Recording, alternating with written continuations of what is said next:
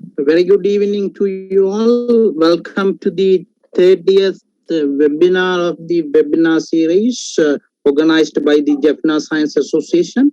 Today we are going to discuss about industrial dye-related water pollution. It's a timely needed task to be discussed because most of the countries are suffering from industrial water pollution. We are able to understand basic mechanisms of industrial dye-related water pollution. Of course, we can propose some mitigation strategies. Please utilize this talk for the betterment of our environment. Today, we have got our moderator, Nishangini. She is attached to the Department of Agricultural Engineering. Speaker is also from the Department of Agricultural Engineering. He is from Environmental Research Group of the department. I kindly request Nishangini Chandraruban to take over the responsibility to act as the moderator of this webinar. This is over to you, Nishangini. Thank you, sir, for your introduction. Good evening, ladies and gentlemen. Thank you for all finding time and visiting this 13th series of webinar of Jaffna Science Association. I am Nishangini Chandraruban, attached to the Department of Agricultural Engineering, Faculty of Agriculture, University of Jaffna. It's a great opportunity for me to act as a moderator of 30th webinar of the webinar series organized by Jaffna Science Association. This is the time for me to welcome the speaker, Mr. Nilpul Jayasuriya, to deliver a talk on a topic, industrial dye-related water pollution. Moreover, I am happy to introduce Nilpul Jayasuriya. He called Bachelor of Science Honors in Agriculture with a specialization in agricultural engineering. He is from Environmental Research Group at the Department of Agricultural Engineering, and he working as a demonstrator at the Department of Agricultural Engineering. In addition to that, he investigated methylene blue removal from water using biosorbents during his undergraduate research, and he participated in an international conference on multidisciplinary research organized by Polytechnic Institute of Vishu, Portugal. And he published on an abstract titled Thermodynamic and Rate Limiting Factor Analysis of Methylene Blue Adsorption by Selective Biosorbents. We all know nowadays water is polluted by several ways, such as waste and waste material directly discharged into the water bodies, and oil leakages, marine dumping, chemical fertilizers, pesticide usages, etc. Therefore, this topic is considered to be an important topic for the effective discussion. This is over to you, Mr. Nilpul Jayasuriya, to start your talk. Thank you.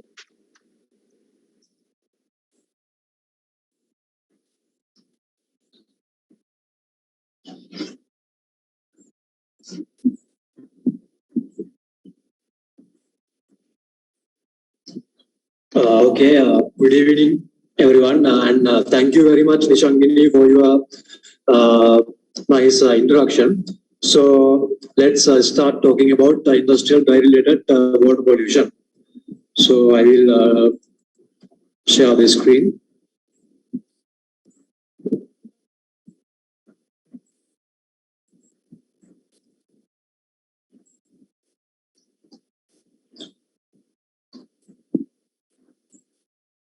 Okay, can you all see my screen? You started screen sharing, but still not visible.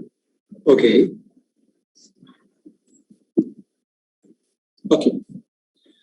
Okay. So let's start about discussing about the industrial dye-related water pollution. So first, let's talk about the environmental pollution. We can simply define the environmental pollution as any undesirable change in physical, chemical, or biological characteristics of any components of the environment, such as air, water, and soil, to such an extent that can cause harmful effects on various forms of life or property. As we all know, environmental pollution is a severe problem that the world is facing today. It can be simply divided into land pollution, air pollution, and water pollution. And it is reported about 190 million people are influenced by various diseases, and about 60,000 deaths occur due to various disease and injuries related to environmental pollution every year. So, and the different types of environmental pollution, today we are going to mainly focus about the water pollution. So let's move to the water pollution. So how the water pollution is occurring? We can simply say when the water bodies, that mean whether stream, river, lake, ocean, aquifer, or any form of water body, when they are contaminated with harmful substances such as often chemicals or microorganisms, then the degradation of water quality and make it toxic to humans or the environment. It will occur. This condition will occur. Degrading of the water quality and toxicity will occur to the humans or the environment. So this is the simple idea of the water pollution. You all know it's clearly. So when we are focusing about the major causes of the water pollution, some of the leading causes are sewage, oil leakage, industrial waste, chemical fertilizers and pesticides, household waste, and acid rain. So let's talk about what is the amount of water pollution in the modern world. It is reported that every day billion tons of sewage, industrial and agricultural waste is released into water all around the world.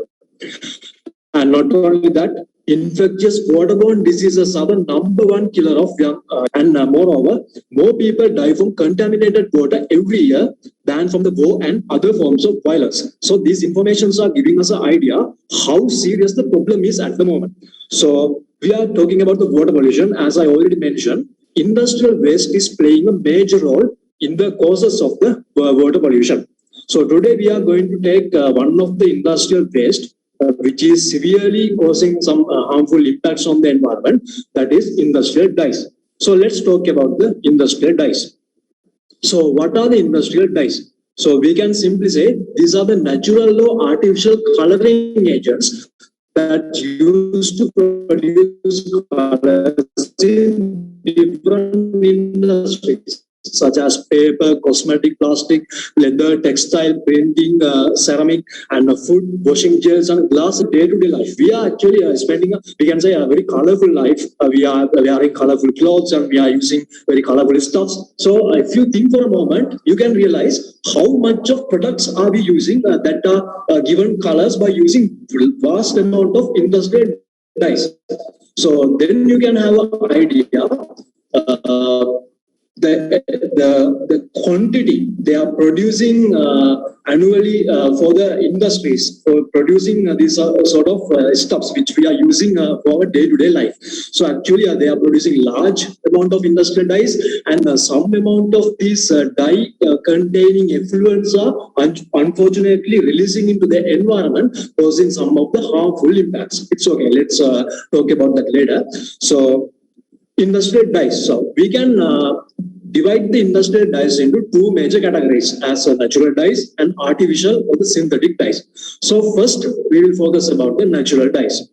So natural dyes mean these are the dye stuffs which are derived from natural resources such as foods, minerals, plants, etc. And little or no harmful chemicals are used in their creation. And if we focus about the historical data, the use of natural dyes began thousands of years ago. Some data state that dyeing was done more than 4,000 years ago because of the evidence of dyed fabrics found in Egyptian tombs, and we can show the prehistorical cave paintings as the evidence of using natural dyes from the historical ages. So if we talk about some of the limitations of natural dyes, especially related to the industries, requires more and more land and irrigation resources, especially if we are extracting this dyes from plant created materials, maybe from flowers, maybe from leaves like materials.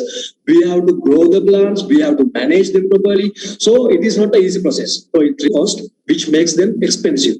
And because of these two factors, it is difficult to produce in large quantities in order to meet the demand for the growing industries. Therefore, the usage of natural dyes, even though they are causing minimum amount of environmental pollution, we can say they are comparatively eco-friendly, but they have limited only for the small scale industries. So let's focus about the synthetic dyes. The first synthetic dye is known as Murine. It was discovered by William Perkin in 1856. Actually, it was an accident while he was trying to discover quinine, which was a medicine for the fever. He accidentally discovered this purple color dye stuffs. Since then, they have replaced natural dyes to a large extent, thinking economical. And these are comparatively cheaper and offering more color choices when we compare with the natural dyes. So dyes are produced approximately in large quantities every year. So if we focus about some of the characteristics, because of that, these dyes are very popular in the industries, we can say they are very cost effective when we compare with the natural dyes. We can simply produce them at factories or laboratories, so they are cost effective and possible to produce in large quantities. The quantity is no more limitation when we are focusing about the industrial dyes, and it is possible to produce wide range of colors. So there are no limitations. We can produce any amount of any color according to our wish. In case of these synthetic dyes, and the durability is high, which means when we focus about the natural dyes, we can experience, especially if we use natural dyes to give color to the clothes, after some time, they may tend to fade away, or the color may change, but there are this sort of problems are not experienced with the synthetic dyes because of this character. So then we will see what are the impacts of these synthetic dyes, because they are widely used in the industries worldwide. Some of these dyes are non-toxic. As example, dyes used in the food industry. They are not toxic for the human beings or any other living organisms.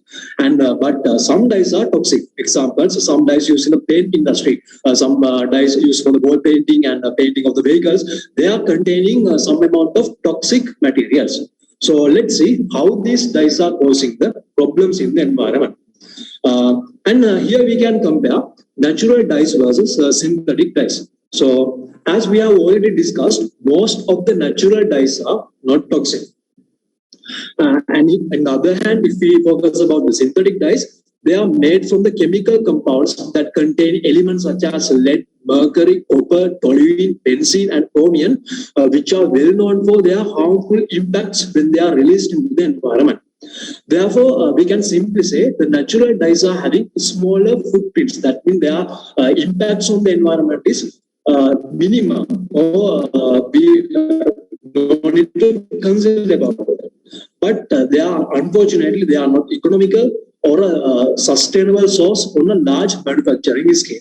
Therefore, the industries are using synthetic dyes in large scales, which are more versatile and easier on the manufacturer's pocket. But in the other hand, they carry a large pollution footprint.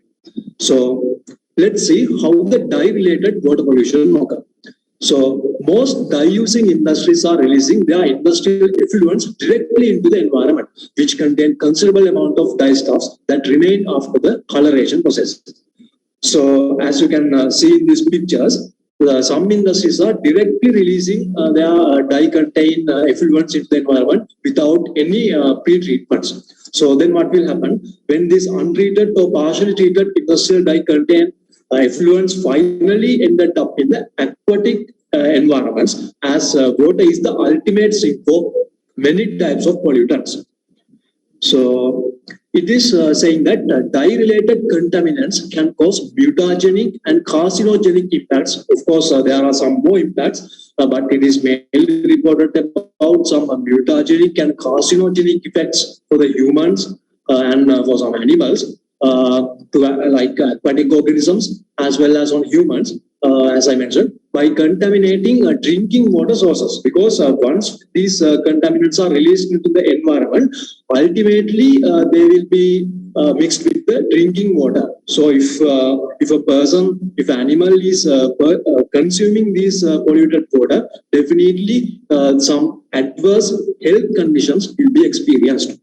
So being exposed to large doses of these substances can have severe effects on the human body and the environment as a whole. And it is reported about 11,000 types of harmful dyes are discarded into freshwater sources annually, causing deterioration of water and environmental quality. Unfortunately, this scenario is highly observed in the Asian countries like India. So synthetic dyes are designed to be resistant for natural degradation process and persist in the environment for long period of time. So most of these industrial dyes are stable for the photo-oxidation and for the natural oxidation process. So once they are released into the environment, it is very difficult to remove them from the environment. Hence, when untreated dye effluence is released into the surrounding habitats, entire water sources have been made unfit for the human consumption. So this is a serious problem. The environmental pollution, water pollution, which is caused by the environmental dye-related effluence, is a serious problem. It is very difficult to make the environment into the normal situation once these conditions are occur due to some characteristics of these dyestuffs. And the coloration of the wastewater by industrial dyes can create inhibitory impact on the photosynthesis of aquatic ecosystem. It is very clear because once these dyestuffs are added into the water will be colored. Therefore, the water will be no more transparent, and the enough amount of sunlight will not reach to the living organisms, such as we can say plankton and some aquatic plants who are living under the water surface. So the natural balance of the aquatic ecosystem will be disturbed because of the accumulation of these dyestuffs in the aquatic ecosystems. So when we consider about the various industries which are using dyes, it is saying that the textile-based industries account for the majority of the colored waste effluents. The reason is very clear because not like other industries, in case of the textile industry, or we can say the fabric industry, what we are doing when we need to add some color for the cloths or fabrics, we are usually make a pool of dye, or we can say dye bath, and we are soak in the clothes for a considerable time period within this dye bath. So once this process is finished, considerable amount of dyes are still remain in that water. So what they are doing, some of the industries, they are simply throwing this water or simply discarding this water into the environment of water sources. So it is reported that textile-based industries are highly responsible for this industrial dye-related water pollution. Therefore, it is saying around 280,000 tons of textile dyes are discharged into the environment annually worldwide and adversely account for the water and soil pollution. So here I have given some of the examples for widely used dyes in industrial activities. There are, of course, a lot of dyes. Here I have given some of the major dyes that are used. Congo red, methylene blue, methyl orange, emerald green, then acid yellow 99, and quinoline yellow. So let's take few of these dyes and we will see what are their usages and especially what are their harmful impacts once they are released into the environment. Then it will be a great help for us to understand the toxicity of these chemical substances. So first we will see about the Congo red. So it is widely used for the industries such as cotton textile, paper, wood pulp, then rubber, then of course plastic like industries. It is widely using. And you can see here the first picture is showing the, you can see it is the powder form of these dyes. Most of these dyes are, we are using as a solid fine powder. in that form also they are causing some sort of pollution. If people inhale these fine powders while they are handling these stuffs, so it also can cause some of the harmful effects, but we are mainly focusing about once they are released into the environment. So please, okay. So, and in the second picture, you can see the dye solution.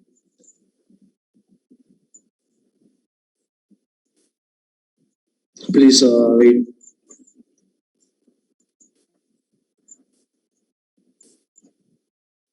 Okay, so sorry for the delay. So the second picture is showing the dye solution, which is a red color, and the third picture you can see the chemical structure. So the chemical structure also important when we are studying about the dye, because it is important to decide a proper removal method of these dyes. So let's focus about what are the harmful effects of conglomerate once it is released into the environment.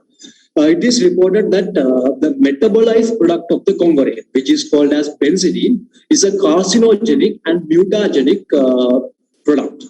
And it can cause some allergic reactions, skin, eye, and gastrointestinal irritation. And also it can affect on the blood factors such as clotting and inducing grossiness. And it also reported for causing some problems in the respiration system. So you can have a clear picture about the toxicity of these chemicals which we use as synthetic dyes. Second example I have given is the methylene blue. So it is widely used for the industries such as cotton textile, paper, wood pulp, rubber, and plastic industries. So here also you can see the powder form, then the solution color, and the chemical structure of the methylene blue. It is known for its harmful effects such as vomiting, cyanosis, shock, increasing of heart rate, then tissue necrosis, and jaundice, like some adverse medical conditions when these dye stuffs are released into the environment and they are ingested or anyhow they are contact with human and other animal bodies. So let's focus about the methyl orange. This is also one of a dye stuff that used in the industries to obtain the orange color. It is widely used for the textile industry, then paper industry, and laboratory purposes. You know this methyl orange and methylene blue. These stuffs can use as acid-base indicators also. So some considerable amount will be added to the environment from the laboratory waste if they are not handled properly. However, they are mainly adding to the environment through the textile industry, paper industry, then laboratory purposes and printing industry. So here also you can observe the solid powder form, then the color of the solution, and its chemical structure. It is mainly known for its mutagenic effect and carcinogenic effects. So, and finally, the example I have given is the emerald green. This is widely used to obtain the green color for some of the industrial products. So we are using these dyes for the industries such as textile, leather, and paper industry. So it is known for its harmful impacts such as vomiting, then causes corneal opacification when 1% of this dye solution came in contact with the dye. So even with the very minute amount of minute concentration of these dyes can cause some serious health adverse conditions for the animals or the living beings. So you can have an idea about the toxicity of these chemicals which the industries are used as dyes to give colors to their products. So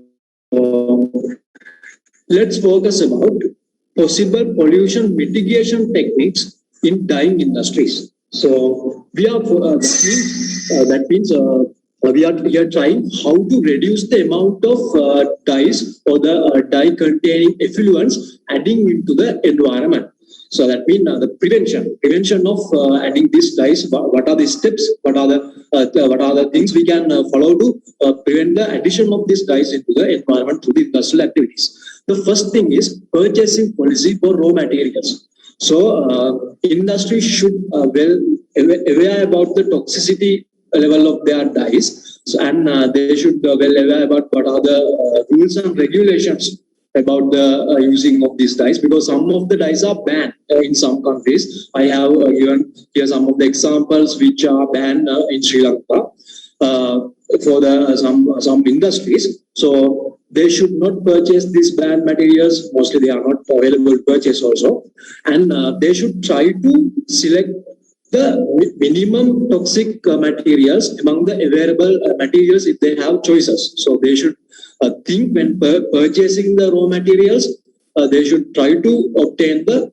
minimum toxic materials. The second mitigation strategy, I can say, the substitution of harmful dyestuffs. As example, potassium dichromate, which contains some chromium ions, can be replaced by peroxide, potassium peroxide, or some other periodiates for pollutant mitigation. So industries can go for this sort of mitigation techniques.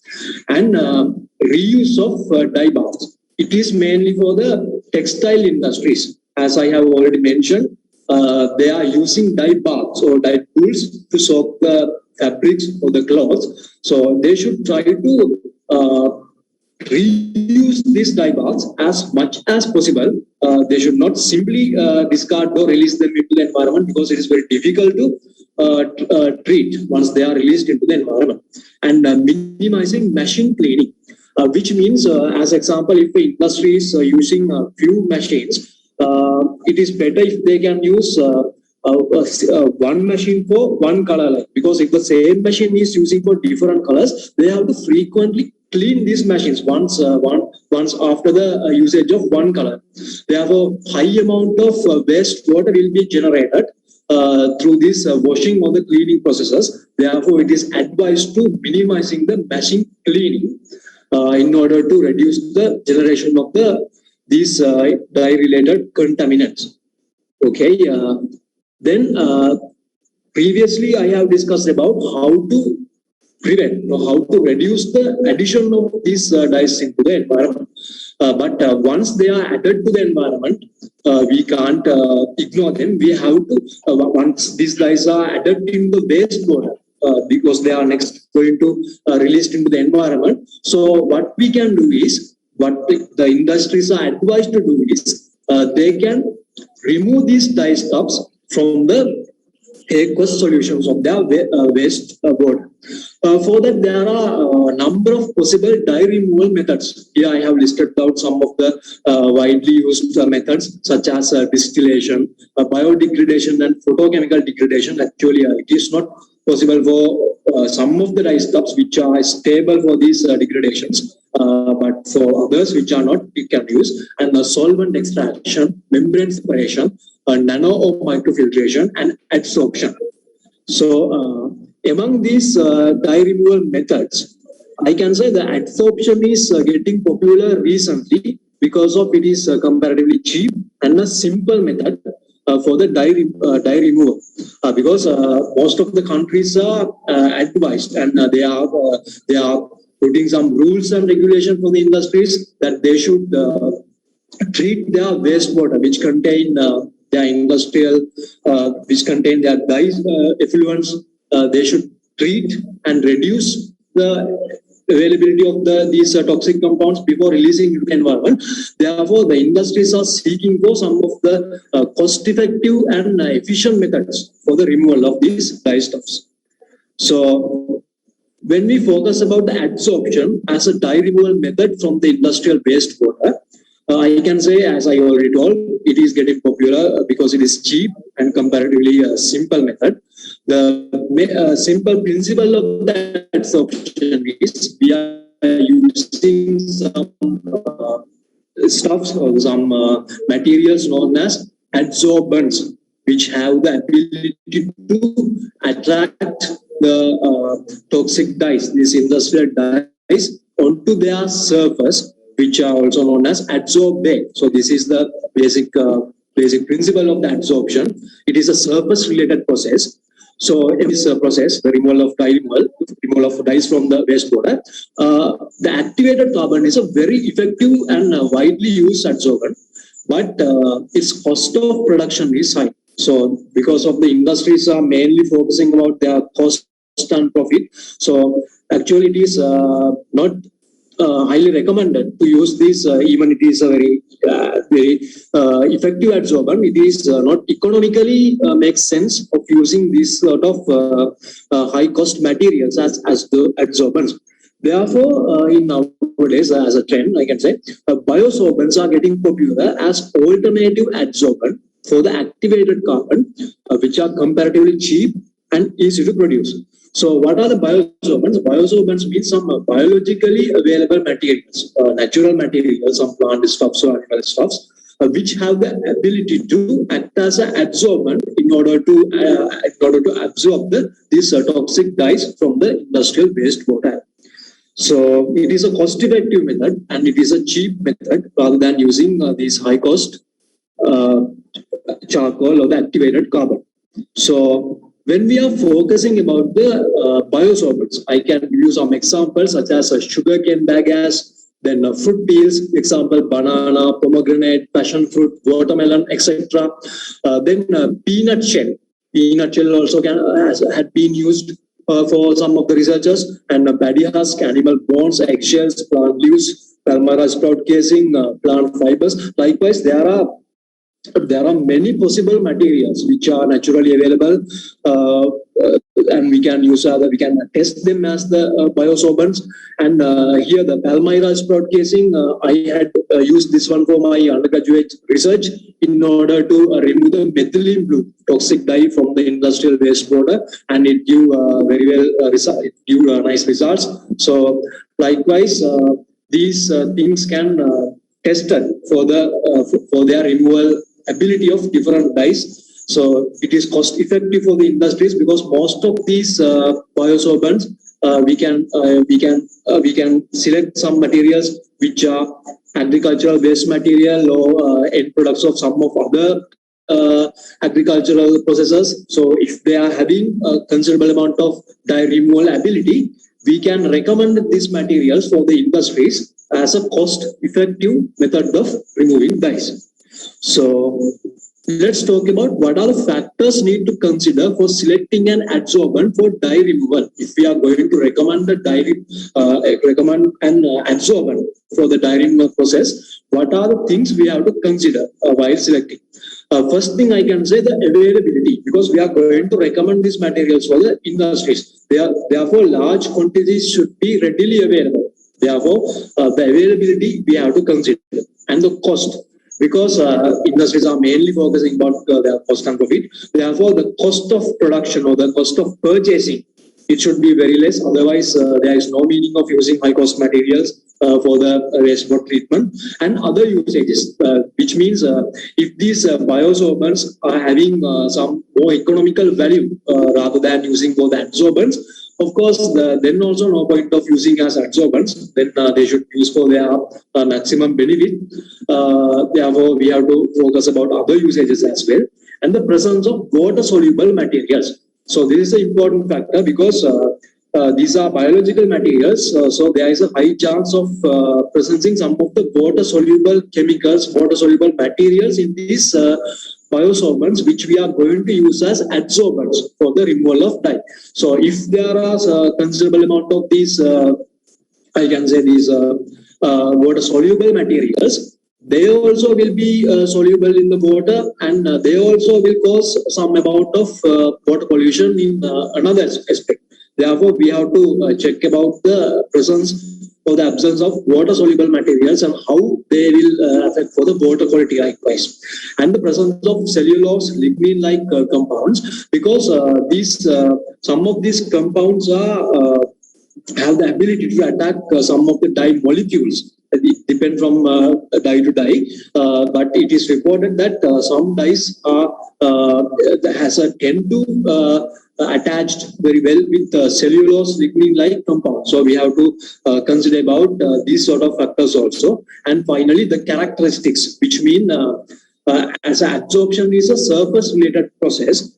So we have to focus about the surface charges because these dyes they will produce some ions in the aqueous solutions. So if we can say opposite charges are present on the surface of the adsorbents, then they will attract and form some bonds. Then it is easier to facilitate for a effective adsorption process. And surface functional groups, that mean we can analyze these adsorbents, what are their surface functional groups such as hydroxylic groups and carbonyl groups, because in case of adsorption, these groups will play a important role in order to attract the molecules. So these are the factors we have to consider while selecting an adsorbent for the dye removal, and these factors are deciding the efficiency of dye removal of a particular adsorbent. So let's talk about the status of Sri Lanka. I can say dye-related water pollution. Actually, there are no direct statistics values available in about Sri Lanka, how much amount of, in which quantity these dye-related pollutants are released by the industries of Sri Lanka, industrial water pollution. It is saying that it has been estimated approximately major industrial parks of Sri Lanka generate 30 million cubic meter of wastewater per year. The source is the central. Within that amount, there should be a certain amount of dye-related materials. And when wastewater is discharged into inlet surface, water mandatory by law. So according to law, it is compulsory to treat the wastewater before releasing into the environment. So if any industries are using dyes, they have to follow possible methods in order to remove or minimize the toxic dye amount present in their industrial effluents. And Sri Lanka has constructed wastewater treatment plants in its major industrial parks, which are located in Biyagama, Sitawaka, Horana, and Colombo, have the capacity of treating 7.5, 9, 11, and 2.5 million cubic meters of wastewater respectively per year. And approximately 10% of wastewater produced by industries are discharged into environment without any treatment. This is mainly by small-scale manufacturers operating without formal license. So these are the problems.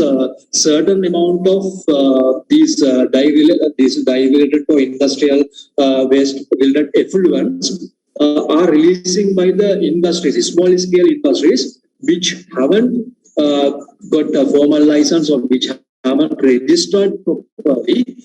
So these data we don't have in these databases. This is also a problem. So this picture is about the is at the Kalani River, which is highly polluted, which is the most polluted river in Sri Lanka.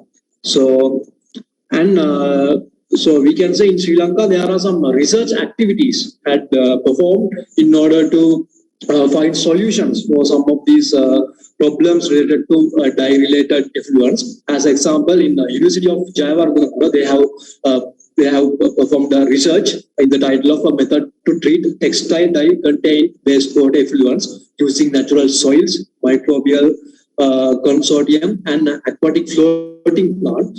These sort of works, these sort of findings should be encouraged. They should be funded and they should be published, and they should be introduced to the local industries if they are cost effective and if they are effective enough for the to achieve our targets. We can recommend these processes to the local industries as well. So let's talk about the benefits of dye-related pollution prevention. Of course, it is beneficial whenever we are preventing or reducing the pollution. So if we mainly focus about dye-related pollution, we can say a reduction of chemical, water, and energy consumption. It is mainly related to the wastewater treatment. If we are producing low amount of wastewater that containing industrial dyes, of course, a low amount of chemicals and energy will be we have to invest for the wastewater treatments also. So it will be helpful to increase the profit and maybe also to increase the production also. And second one is reduced liability for waste produced. So if an industry is doing controlling, or we can say mitigating, or controlling its addition of dye-related pollution, then liability for the waste produced is reduced, you can say, and improved compliances with regulations. Of course, then they are ongoing with the regulations. If they are reducing their pollution, there will be no problems in case of laws or regulations. And cleaner and healthy working environment for the workers, and we can say for the neighbor environment. There will be a cleaner and healthy environment for the workers and the surrounding people. So let's focus about what are the limitations of dye-related pollution prevention. So now it is very clear what is the dye-related pollution and what are the harmful impacts of dye-related pollution. But there are some limitations when we are trying to prevent this pollution. We can say the pollution prevention research is an ongoing case where the total success is not yet achieved. Up to now, we cannot say that this is the best way of removing dyes from the industry. Likewise, still there is not an optimum method. Each method has some of their own pros and cons. So it is still open field, open research field. Still researchers are ongoing. So still they haven't finalized their results, so their findings. So we can say it is ongoing case where the total success is not yet achieved. And the eco-friendly materials are not that much available. We have discussed that initially. The natural dyes are eco-friendly, but they are not much available. It is difficult to produce in large quantities in order to meet the demand for these growing industries. So it is also a problem. And the available materials are quite expensive. So even though there are some materials which we can use as substitutes for these toxic dyes, they are comparatively expensive. The cost of production is high. Therefore, that is why industries are simply selecting these cheap materials, even though they are causing some serious problems for the environment. The quality of the product may be not desirable.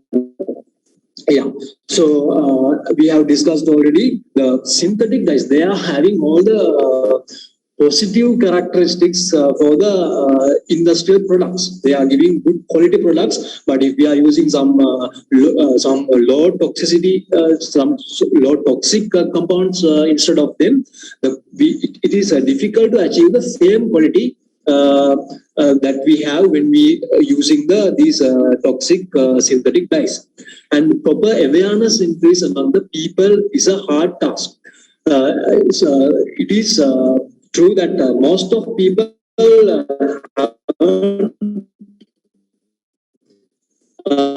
understand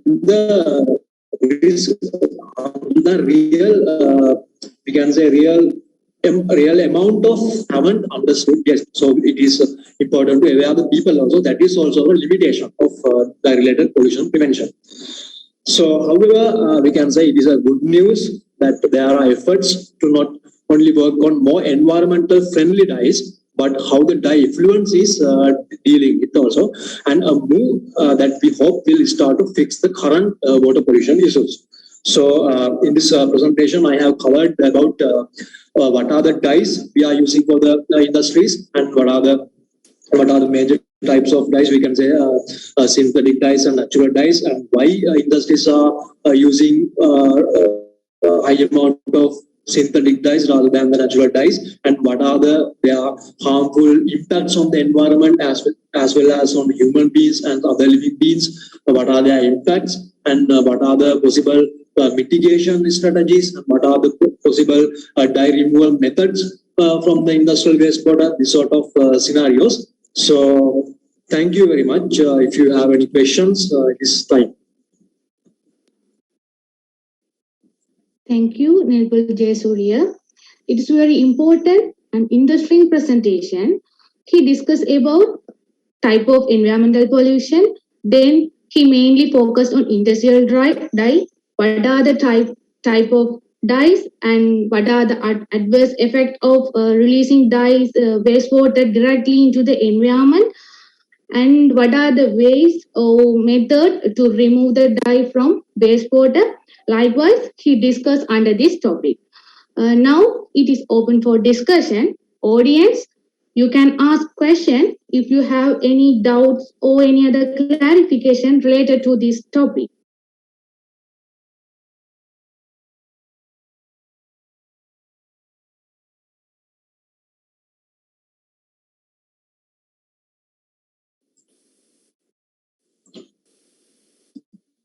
Is there anything to ask? You can ask. I will try my best to discuss the matters if you have any doubts. Dear participant, if you have any doubt, you can type in chat box also.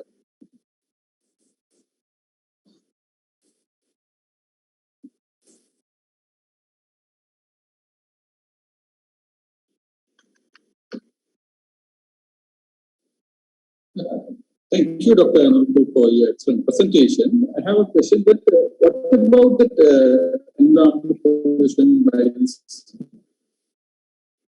industrial dye-related pollution in northern province?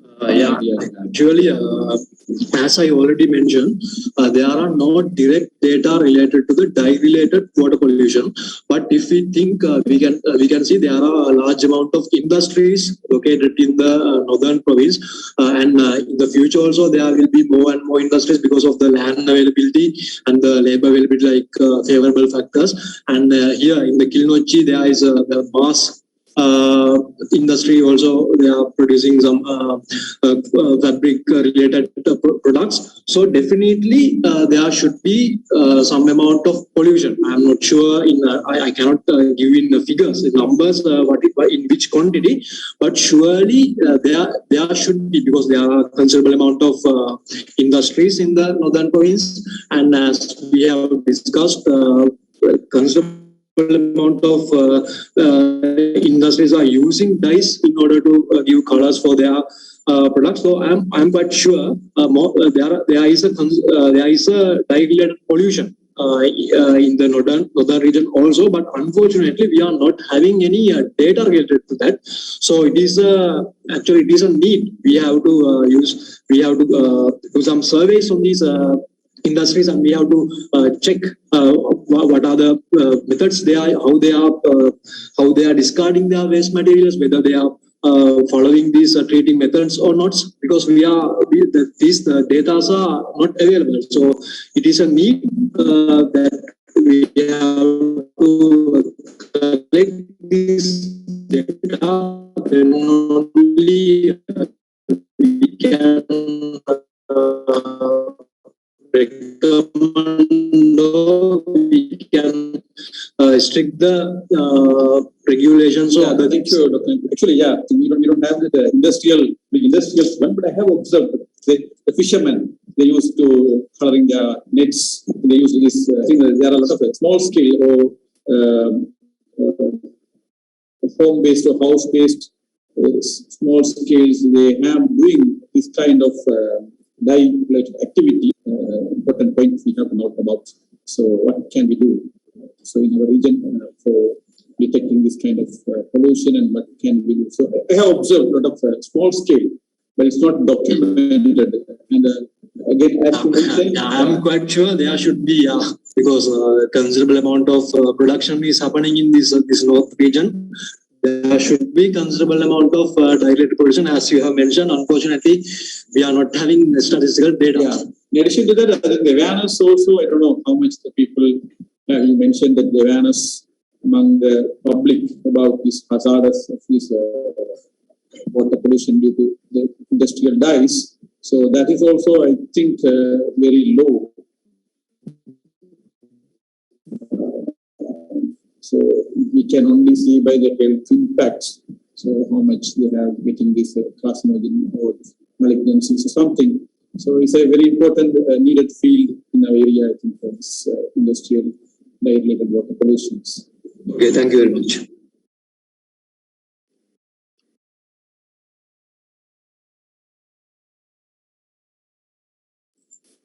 Anything more to clarify? Nilpul? Yes. Another question also available in chat box. While we are washing clothes, there are some amount of dye soluble in the water. So this also affect us. Likewise, one person asked. Okay. Okay. Yeah. Uh, yeah. Of course, we also have observed some sort of clothes when we are purchasing. While we are washing, certain amount of colors will dissolve in the water at the moment. Of course, it is not because it is not occurring in large quantities as we have discussed here. But surely these synthetic chemicals are having some sort of impacts on human health. We know whenever we are adding some chemicals to the environment. Just as example, we are using fertilizers in order to obtain higher yield. But we later only we realize that there are some indirect harmful impacts. Likewise, these dye stuffs also definitely have. Whenever we are dealing with these chemicals, with these dye stuffs also chemicals, there are some harmful impacts. But in this sort of situation, they are very a minute amount we are dealing with. So it is not considerable large amount. There may be some health impacts, but it is not for a considerable amount. That's my idea about that question.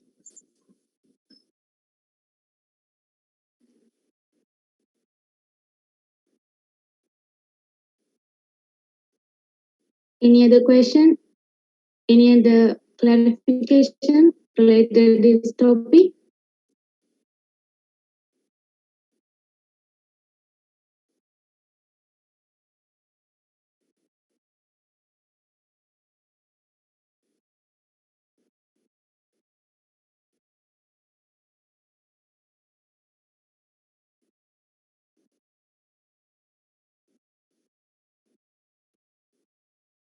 Dear participants, any other question?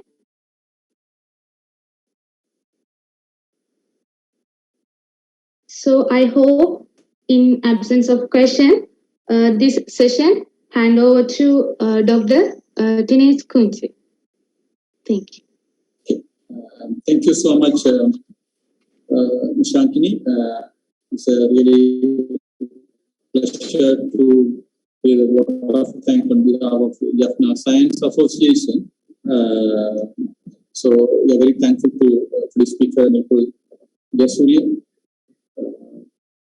for a wonderful presentation. I think Jaffna Science Association, I think we paid for the junior, the growing scientists. I think so one of the opportunity we had to give platform to the junior, the growing academics and scientists to share their knowledge.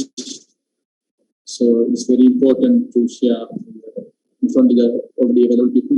The growing scientists is very important for future. So I think today we achieved that goal by introducing two junior scientists to us, and they shared their knowledge, the capacity to and discussed and important and very, very important nowadays. I think there are a lot of problems. As a medical doctor, I can see a lot of medical health problems due to this kind of pollutions. So we are really facing not only the cancer, I don't know nowadays we are thinking but subfertility or infertility or unable to get children. So this may be due to this kind of environmental exposure. Today it's a big need we have is unable to have children, so subfertility. Maybe, but we need more studies and researches related to that. So we need. So I think this today presentation, I think there are a lot of students are here, the majority are students, so I think it may induce them, so which direction or in future they can take it and they can save the community. So thank you so much for Dr. Nipul Jayasuriya for your presentation, your time. And we hope, I think you will do more similar kind of projects and needed in the future career. this. Okay. And also, we have to thank our moderator, Ishani, for introducing our speaker today and also moderated the sessions. And I have especially thank to Dr. Kannan, who introduced and bring his team to today's session. And even though we had busy schedule and things, so we were able to manage and bring this new people to us. So thank you, Dr. Kannan. And also I have to thank other participants. There are several other JSA members there. Thank you so much for your participation. And also the students, especially I have to thank the students for their valuable presentation, present for today's. So finally, I have to tell, I think these weekly sessions. Every week we have these sessions every Wednesdays at 7:30. So you can log in with the same ID to the sessions. And these presentations will be recorded and it will be available in the Jaffna Science Association Facebook page. So anytime you can log in and you can see the recordings. Thank you. Dr. Kannan, do you want to say anything? Yes, this is a great opportunity, as you suggested, for young people to discuss their views. It's of course great. JSA has done that activity today. So we can have similar sessions in future as well, just to encourage young people. Of course, we can have good outcome. You are correct. Your contribution in this regard is highly commendable. Thank you. Okay. And I should be very thankful for giving me this opportunity, for having me here today. This is a good platform for me to express my ideas. So I should especially thankful to Dr. Dinesh Konge and Dr. Raja Kannan for giving me this opportunity, and for all the participants who supported me during my presentation. Thank you very much. Okay. Thank you. Have a great day. Good night. Yeah, good night. Thanks. Recording stopped.